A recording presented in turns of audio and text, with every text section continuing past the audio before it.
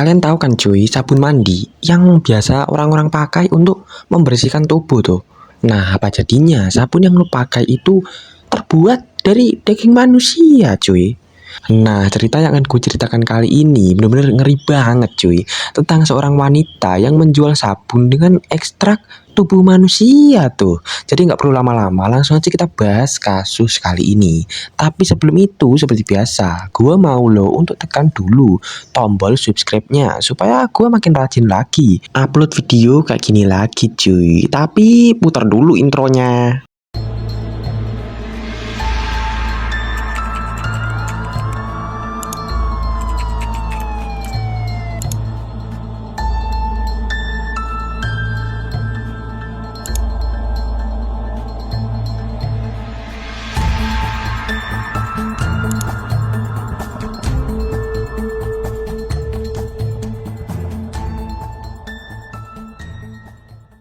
Leonardo Cianciulli lahir pada tanggal 18 April 1894 di Montella, Avellino, Italia.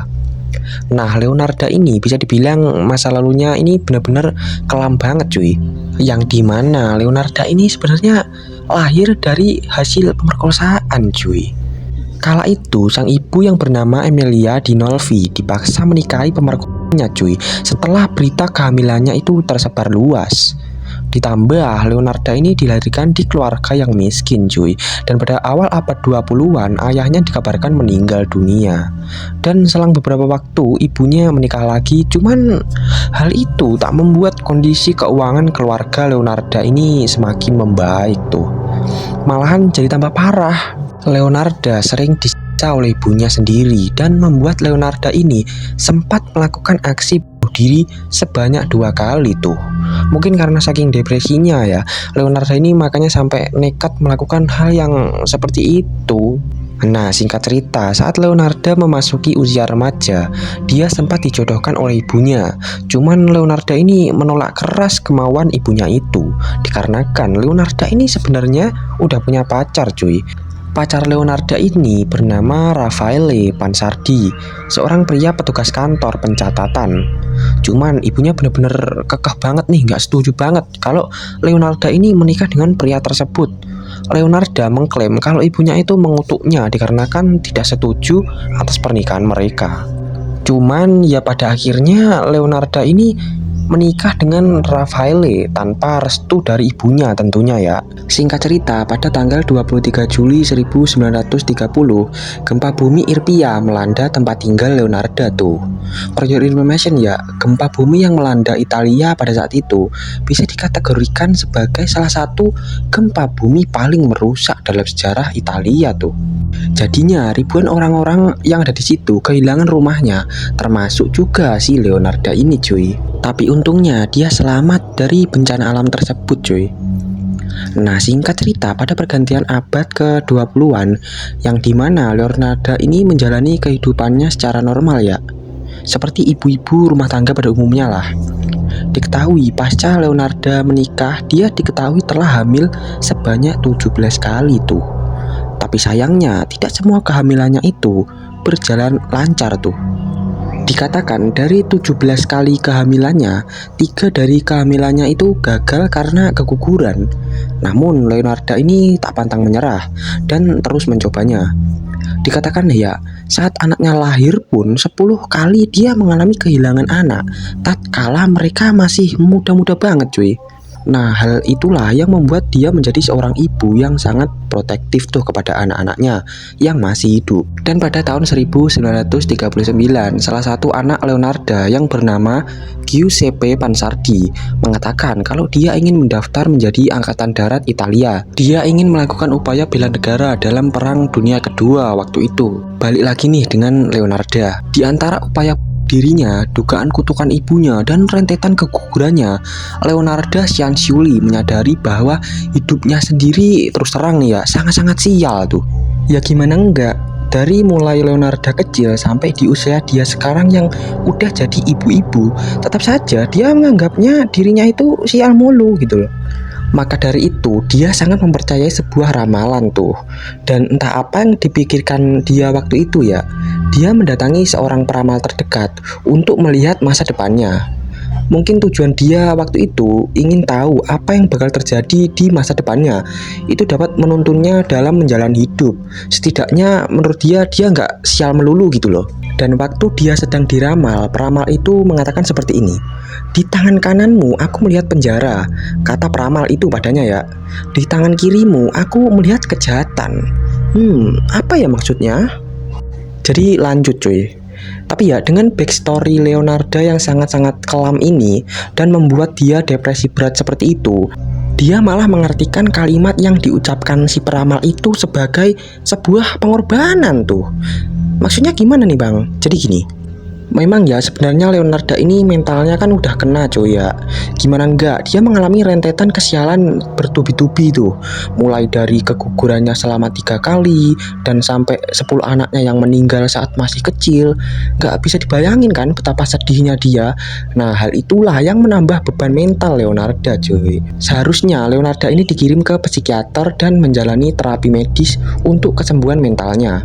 Tapi sayangnya dia lebih percaya tahayul daripada ilmu medis tuh. Dia percaya bahwa ada semacam kekuatan di luar logika yang telah menghukumnya tuh. Dia percaya bahwa keberangkatan anaknya ke medan perang dunia kedua itu adalah hukuman mati cuy. Dia sangat percaya jikalau anaknya itu tidak akan selamat. Ya kalian tahu sendiri lah cuy, namanya juga di medan perang ya kan. Apalagi waktu itu lagi gempar-gemparnya perang dunia kedua. Dan Leonarda kemudian berpikir, jika dia mengorbankan nyawa orang lain sebagai ganti nyawa anaknya di medan perang, anaknya pasti akan pulang dengan selamat saat perang berakhir. Jadi intinya dia bakal numbalin orang lain agar anaknya bisa pulang dengan selamat tuh. Pemikiran yang sangat-sangat tolol. Dan yap, kalian tahu sendiri apa yang akan dia lakukan selanjutnya. Kala itu pada tahun 1939, Leonarda mengundang seseorang bernama Faustina Setti ke rumahnya dengan alasan ingin memperkenalkannya dengan seseorang laki-laki cuy, yang kemungkinan nanti bisa dijadikan suami oleh Faustina Setti ini.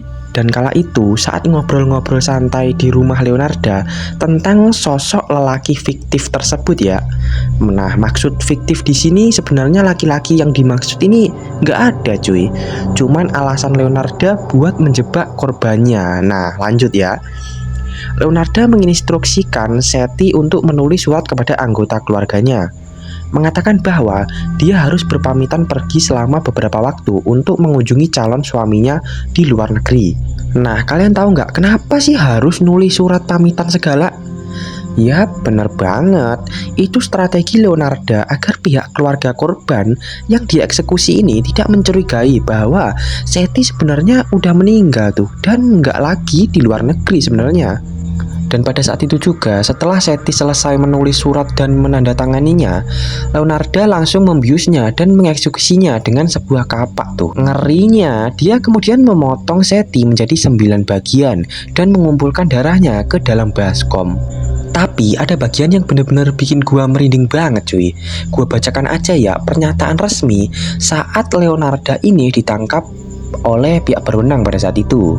Dia menjelaskan hal-hal yang dia lakukan selanjutnya seperti ini. Jadi kalian simak baik-baik, soalnya ini benar-benar ngeri banget cuy. Aku memasukkan potongan-potongan tubuh itu ke dalam panci sebelum kemudian menambahkan 7 kilo soda api yang telah aku beli untuk membuat sabun.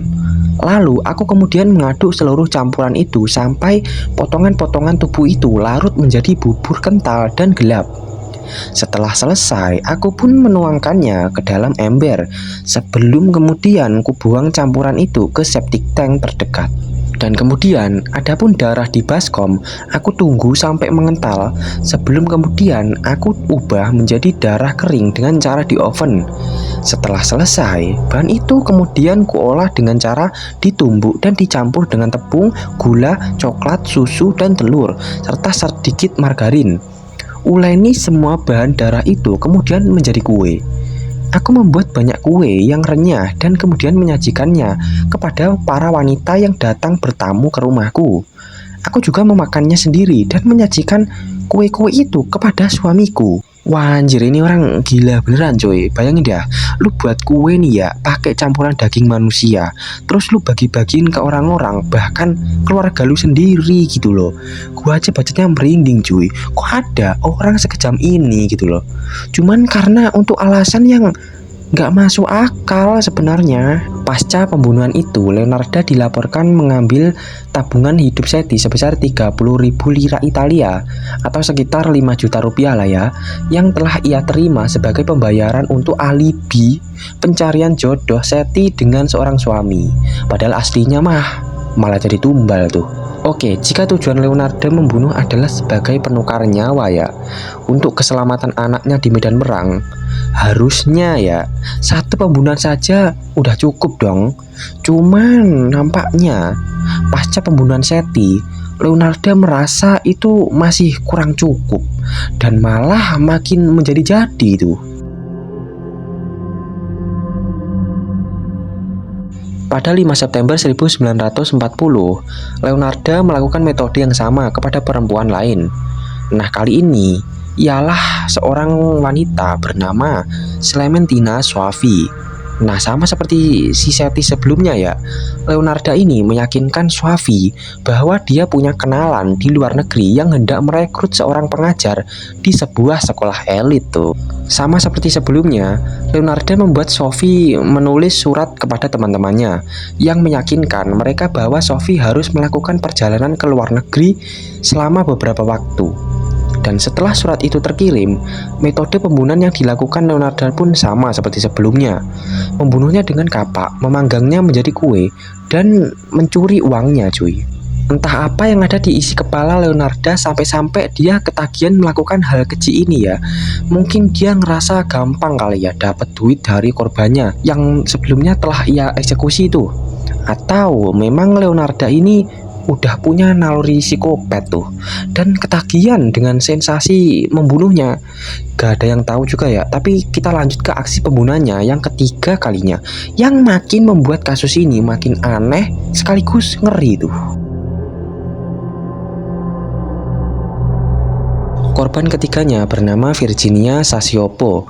Dia adalah seorang sopran terkenal yang pernah bernyanyi di gedung opera La Scala di Milan. Dalam sebuah kebetulan yang memperkenalkan mereka berdua ya, Leonarda suatu hari menjanjikan kepada Sasiopo sebuah kesempatan bekerja dengan seseorang impresario di Florence. Impresario itu semacam ketua event organizer konser opera ya cuy ya. Hal itu memberikan alasan Sasiopo untuk mengunjungi rumah Leonarda pada 30 September 1940. Seperti dua korban sebelumnya, Leonarda membius Sasiopo dan membunuhnya dengan sebuah kapak tuh. Cuman kali ini alih-alih hanya memanggang tubuhnya dan menjadikannya kue lalu memberikannya kepada tetangganya, Leonarda malah melelehkan dagingnya dan mengubahnya menjadi sabun tuh. Ini gua bacakan pernyataan resmi Leonarda ya cuy ya, saat dia ditangkap dan diinterogasi tuh. Leonarda mengatakan seperti ini. Dia berakhir di panci seperti dua korban lainnya. Dagingnya gemuk dan putih. Ketika daging itu meleleh, aku kemudian menambahkan sebotol kolokne. Dan setelah lama mendidih, aku merubahnya menjadi sabun. Itu adalah produk paling bagus sepanjang sejarah. Dia mengaku itu produk sabun terbaik sepanjang sejarah, nggak tuh? Emang udah gila emangnya nih orang ya. Aku kemudian membagikan batang sabun itu kepada tetangga dan kenalanku.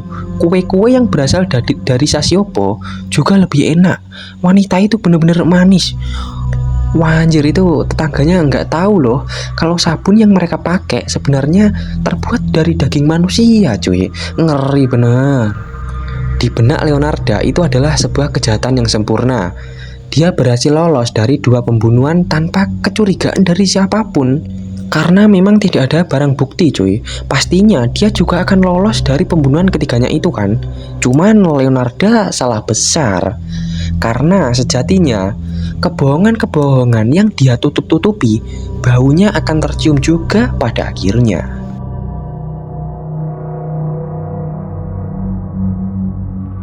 Tidak seperti dua korban pertamanya yang memiliki sedikit kerabat yang peduli ya. Sasiopo memiliki saudara ipar yang sangat khawatir tuh. Dia sama sekali tidak percaya atas surat-surat Sasiopo yang menulis kepergiannya yang sangat mendadak itu. Kok tiba-tiba banget gitu kan ya?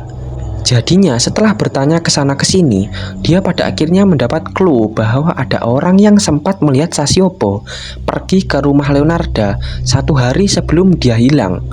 Dan pada akhirnya, dengan sedikit informasi yang dia dapat waktu itu, dia melaporkan hilangnya Sasiopo ke polisi yang dengan cepat langsung menyelidiki Leonarda. Wah, polisi zaman dulu gercep sekali ya. Tapi lanjut. Saat ditemui dan ditanya polisi, Leonarda membela diri, mengatakan bahwa setiap tuduhan yang dilayangkan oleh polisi dan saudara ipar Sasiopo sepenuhnya salah. Leonarda cukup keras kepala menyatakan bahwa dia tidak bersalah. Namun saudara ipar Sasiopo sangat yakin kalau alasan menghilangnya Sasiopo pasti diketahui oleh Leonarda. Makin terpojoklah si Leonarda ini cuy. Ya gimana enggak? Ada orang yang sebelumnya melihat Sasiopo masuk ke rumah Leonarda, habis itu hilang begitu aja. Kalau enggak Leonarda, siapa lagi yang tahu keberadaan Sasiopo ya kan? Sampai pada akhirnya para polisi mengancam bahwa mereka akan menghubungi militer dan menghukum anaknya Leonarda, yaitu si Giuseppe, atas nama ibunya apabila Leonarda tidak mau mengakui apa yang sebenarnya terjadi. Nah, hal itu membuat Leonarda akhirnya pasrah. Dia tidak mau anak kesayangannya itu menanggung hal yang tidak dia ketahui. Dan pada akhirnya, dia pun mengakui semua hal keji yang telah ia perbuat. Pengadilan Leonarda hanya berlangsung beberapa hari aja. Dia dinyatakan bersalah atas kejahatannya dan diberikan hukuman 33 tahun penjara, 30 tahun di penjara dan 3 tahunnya di rumah sakit jiwa ya cuy ya. Nah, secara aneh hal itu membenarkan ramalan dari peramal yang melihat garis tangannya beberapa tahun yang lalu tentang penjara dan kejahatan yang gue ceritakan tadi di awal ya. Nah, secara tidak langsung ini termasuk plot twist banget ya cuy. Dan pada 15 Oktober 1970, Leonarda Cianciulli meninggal karena pendarahan di otak. Saat itu dia masih berada di rumah sakit jiwa. Dia waktu itu berusia 79 tahun. Hari ini senjata pembunuhannya seperti panci dan alat masak-masaknya itu ya dipajang di Museum Kriminologi di Roma, di mana pengunjung museum dapat melihat koleksi kapaknya dan mengintip ke dalam tong yang dia gunakan untuk merebus manusia tuh. Iya takutnya. Jadi itulah akhir dari wanita pembuat sabun ini. Saya Ujang Martabak Rebus ingin pamit undur diri. Terima kasih telah menonton dan adios. Jangan lupa subscribe. Cihuy.